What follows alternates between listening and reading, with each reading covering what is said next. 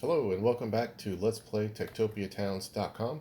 It's episode 2. I'm Ardeaster, and let's go ahead and just review a couple things real quick. We went ahead and cleared out some of the trees and all the grass and the flowers that are around on this island. Last episode, after we got here, there's also this ravine. There were, I think, 2 pigs that had fallen down. I was able to pull them back up and breed them.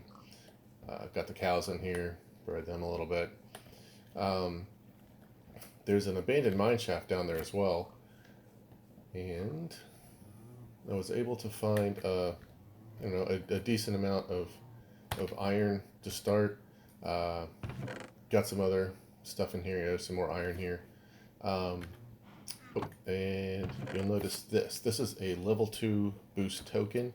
As you'll remember, we were talking about subscribers in the last episode.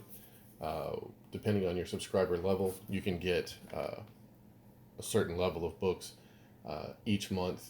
That's in a kit. They're available through /kits. /kits, spell it right. You can see whether you're coal, iron, gold, redstone, lapis, whatnot. And those provide, basically, as it says, a server-wide boost. So I used level 2 on haste 2, so I could get some of that mining done a little bit faster down there. Also cleared off a little bit of the ground up here.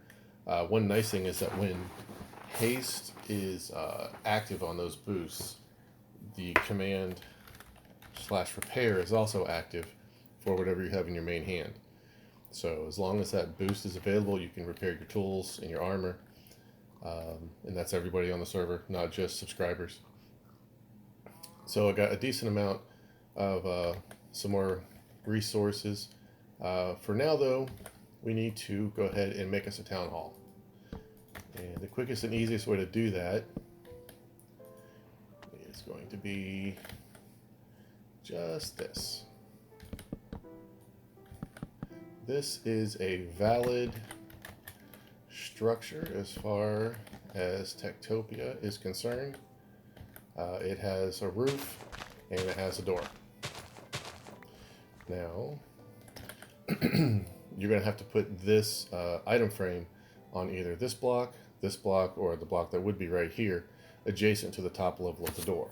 If you have a double door, then you would have another block up here you could attach it to, and then there. Either way, it's got to be one of these 2 or 3 blocks.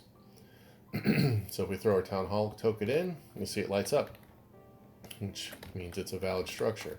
And in a second, you'll see our tradesman and architect will go ahead and spawn in. There we go. There's our architect. There's our tradesman.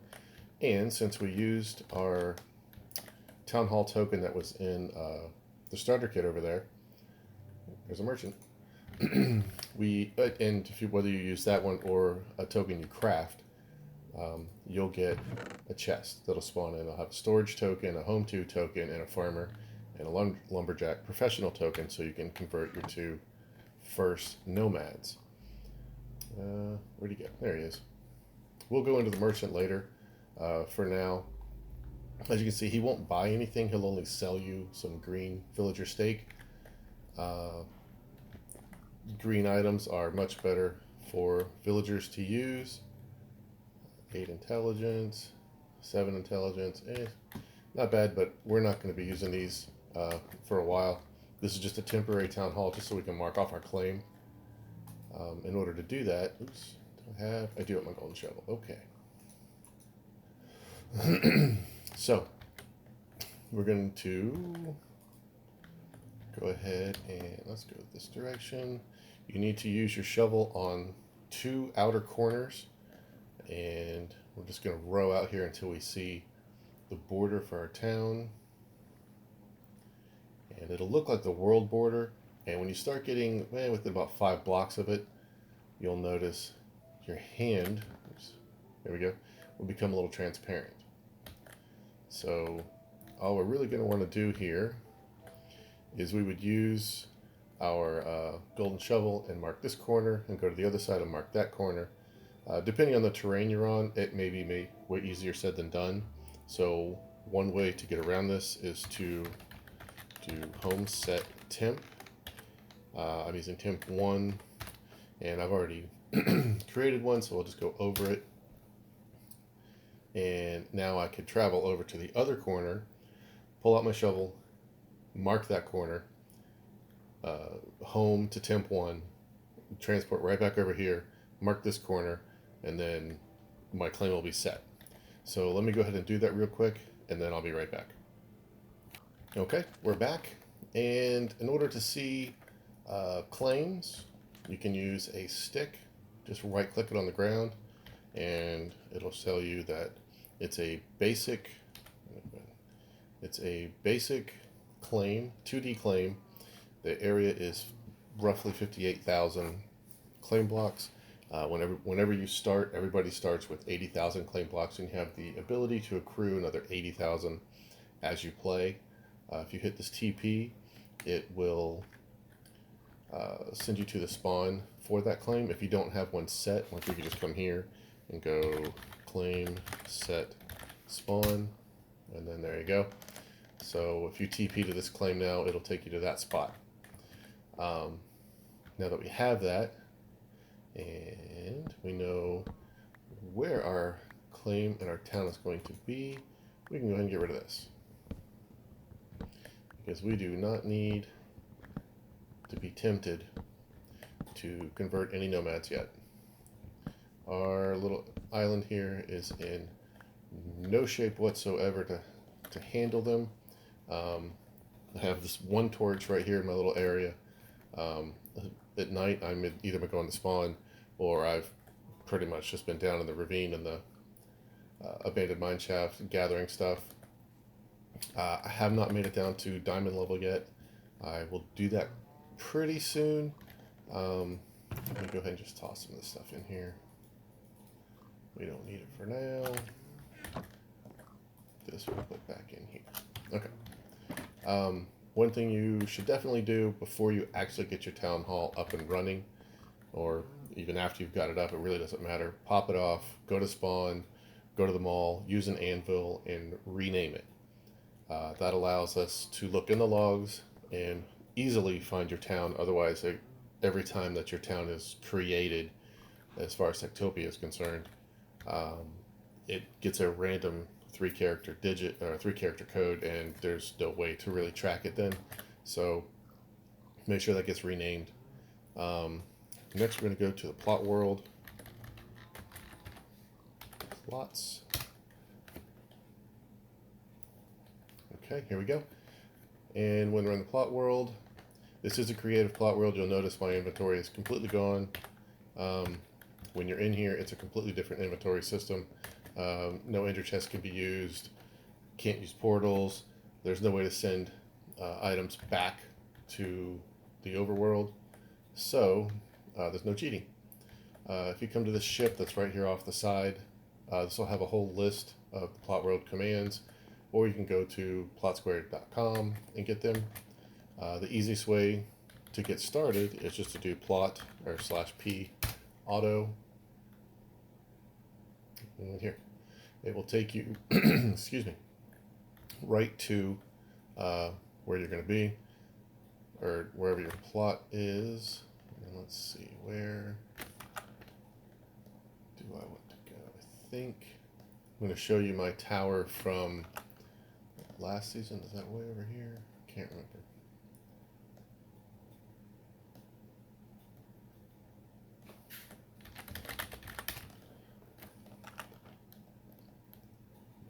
It must be over here. Okay, there we go. So previously, the towers I've made, there's this one here is the one I started with. It turns out that this really wasn't big enough. The 3 wide stairs just kept giving me problems. So I expanded it, made it bigger. Now there's 5 wide stairs in this design, plus each level, as you can see, is a block or 2 higher depending on the level. And the storage level, the villager storage level, is quite a bit bigger. So I'm going to do something similar to these types of towers. I'm not going to use a circle. I think I'm going to use an octagon. So let me go ahead and get started on that, and I'll start walking you through a little bit of the process as to how I get there.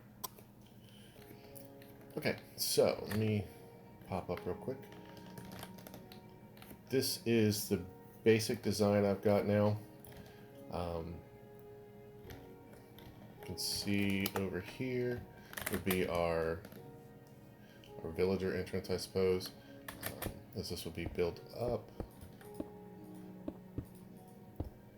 This entrance will have our storage token and the item frame probably right here. And the rest of them, the other 3 sides, they won't have actual doors in them. They'll just be open. Makes it for easier for our villagers to get around. All of the sand down here is essentially what's going to be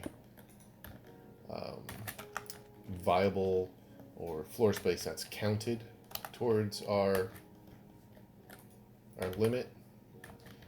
You do have the option to use some world edit commands. Depending on your subscriber level, you'll get more.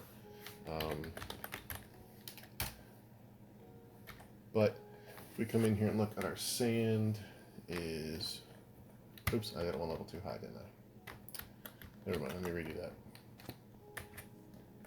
Or let's just expand one down and then there. Okay, so you can see our sand shows 498.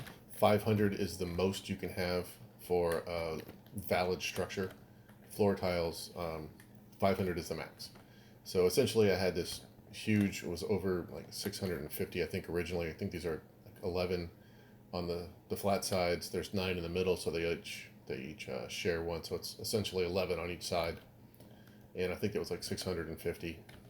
You can do the math if you want to know exactly how much it was. These down here have grass because there will be a staircase coming over this set, which eliminates those as being a countable floor space. I also went around and put tags, signs, whatever, on all of the chests as to where I want items to be put from the villagers. Now, they do not use the signs. They'll come in and just put it wherever they want in the beginning. After that, they'll pretty much follow suit and keep putting like items in the same chest. So what you'll have to do is come through and set them correctly. So put all the beets in here, all the carrots in here, all the sugar cane, blah, blah, blah. And then once it's set up that way, they'll pretty much follow it. The only time you really need to worry about that is if your carrots or your potatoes overflow, they'll start ending up at other chests. So you'll need to make sure you pull them out occasionally to keep them empty. As I said before, I think in the last episode, the tower design I use will have farm level underneath here. We'll get to that one later. This up here is going to be where I'll have my merchant stall. It'll just be kind of hung from the ceiling, so my merchant will spend a lot of his time up here. I'll have a ton of chests up here, and then those chests will be able to hold the villager items I'm going to pull out of the rest of these chests so that I can easily find them for the merchant. So you want to make sure you sell 5 stacks at a time to get the max price, and then wait until the merchant's got it, had enough sales that it boosts all those prices back up. Now, you may notice I have 1 double chest, and I believe it's 10 single chests around here that don't have signs on them. So those could be used for duplicate stuff, or in case there's something I've forgotten. I don't think there is.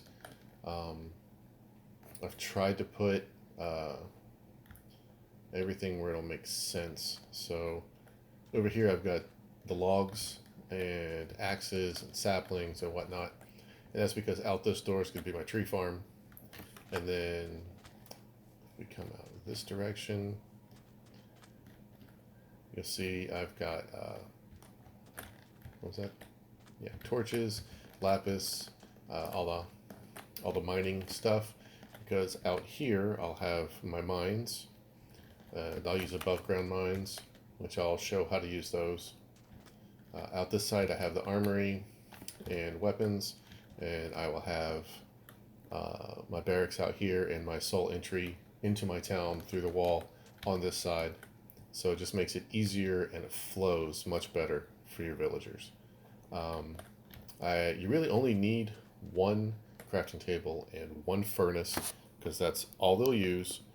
Doesn't matter how many you have, only one is necessary. I put another set over here just for symmetry, just because otherwise it would probably drive me nuts. Let me go ahead and finish this level up and show you what it really is going to look like. The cobble and the sand is not aesthetically what I'll be using. It's just here to be able to see what it looks like, and I had to be able to use the sand of the distribution command to find out exactly how many usable spaces I had to figure that out. So I'll be right back and show you the update.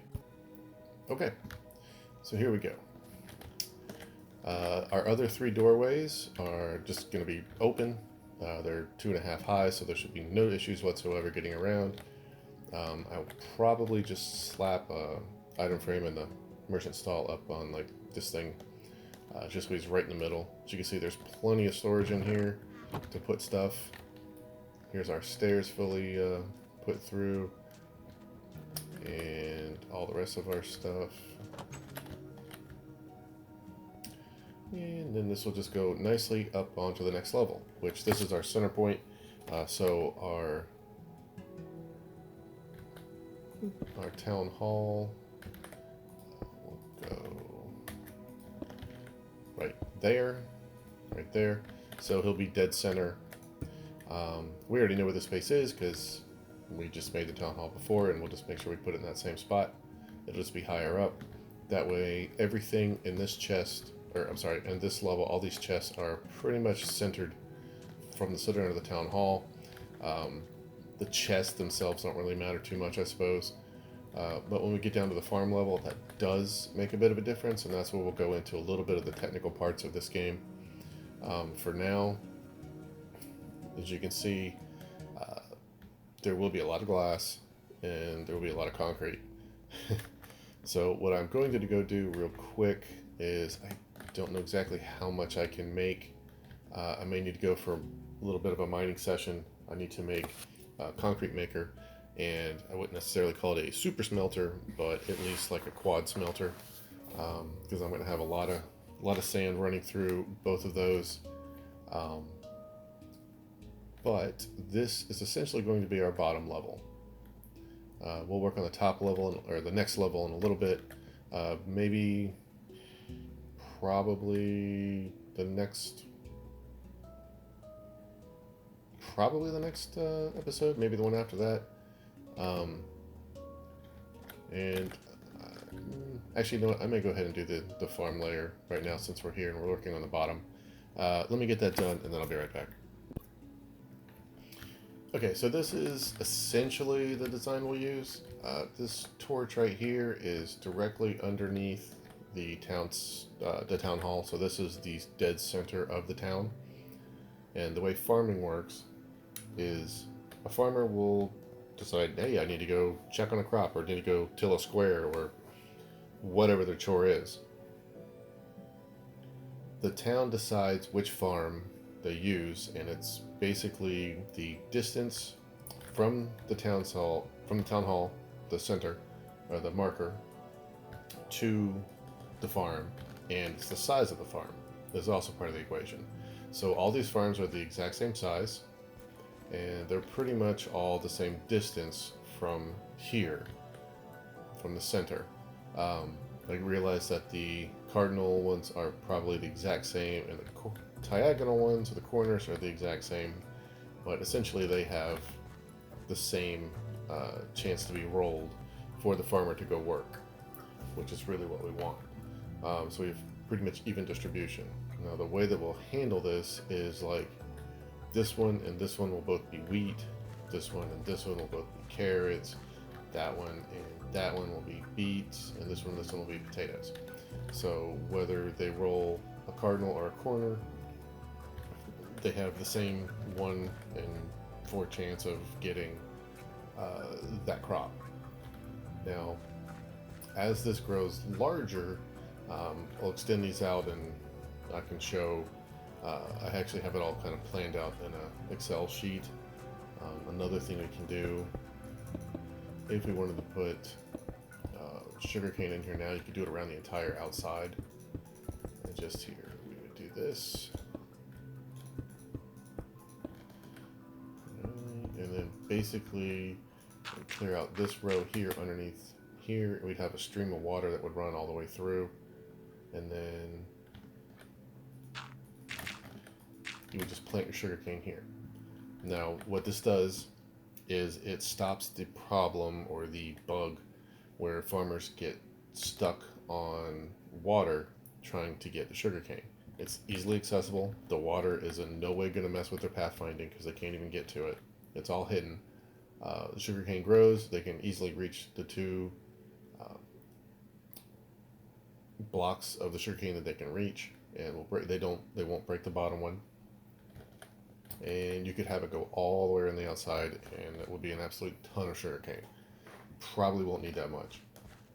Typically what I do is I'll do that for this level. When I get to the point when my farms need to be expanded, the sugarcane options pretty much drop quite a bit, because by then I've got more than enough sugarcane to sustain what I need them for. And after that, there's going to be enough farmers, and there's still going to be plenty of sugarcane growing and to keep it all going. I did have to make a couple of slight changes up here, and I'm still working on a little bit on the design. Oops, let me get that out. That won't be a viable block. I actually had the stairwells over onto the cropland, which won't really work. So I may reduce these down to just 3x3 or 3 wide. Since there are 2 of them, that should be probably still more than enough space for villagers to come down. That should pretty much handle this as far as those 2 go. I'm going to go in a quick mining session and gather the rest that I need to make the concrete maker and the smelter in my claim on that island. I may do a little bit of terraforming just to get it up to the rough area that I want it, right around where I am. But I'll be right back. Thanks. All right, here we are. We're back at our starter island, our town anyway. As you'll notice over here, there's a restart timer. It gives you about a 5-minute warning as to when the server's about to reboot. It reboots every 6 hours just to clear things up, keep the memory free, hopefully to keep the lag down a little bit. And there we go. At 3 minutes, 2 minutes, and 1 minute, it'll give you a broadcast warning. If you are in a town and you have villagers, make sure you get out. Whether you go to spawn, you go to the mall, go to a warp, or just plain log off, make sure you're off before 1 minute left. There is an issue with saving.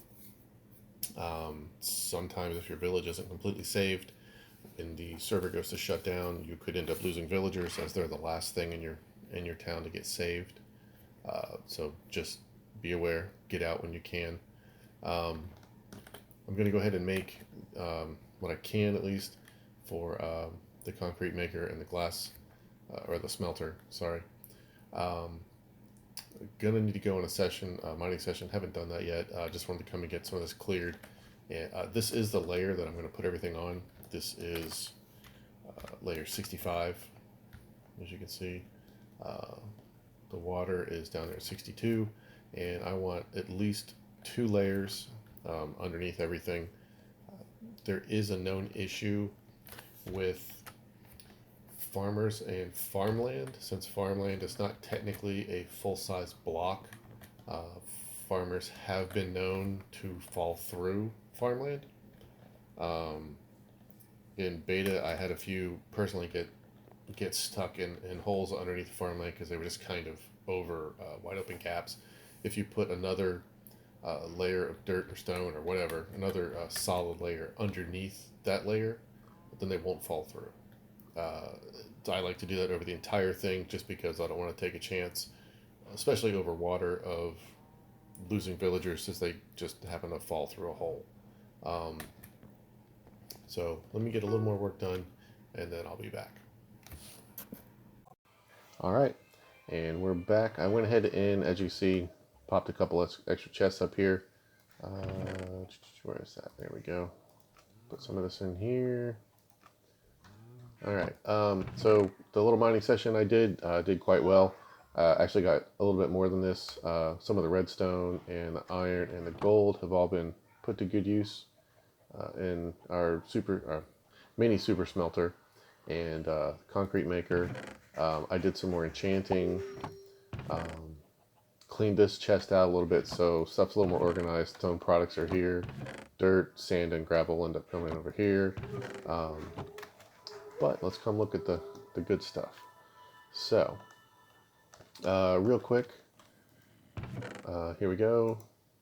This is the light gray concrete. I killed a whole bunch of squid just from out here. As you can see, there's 3 or 4 right there.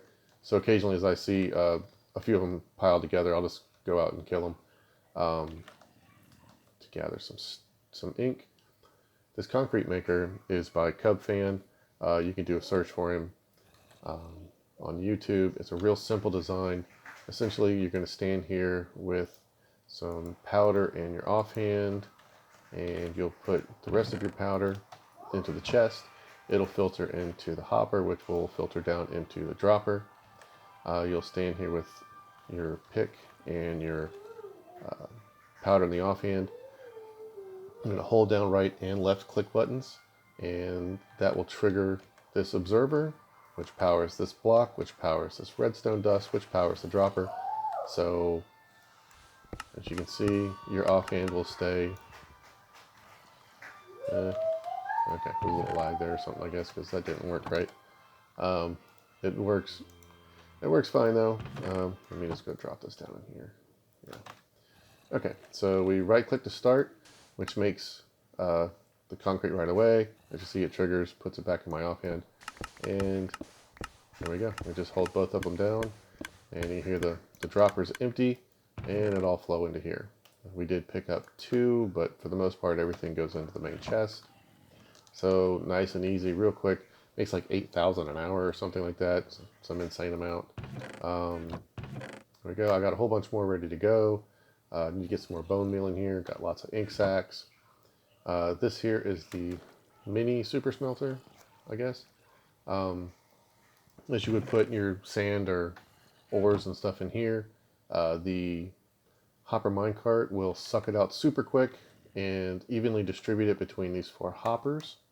The hoppers then drop them down into the furnaces evenly, and the same thing goes with the fuel back here. So they basically smelt 4 at a time. As you see, I've done 7 stacks of glass, some food I got from spawn, and some other ores just to get going. Also planted some cactus and some sugar cane around here just to get some supplies going.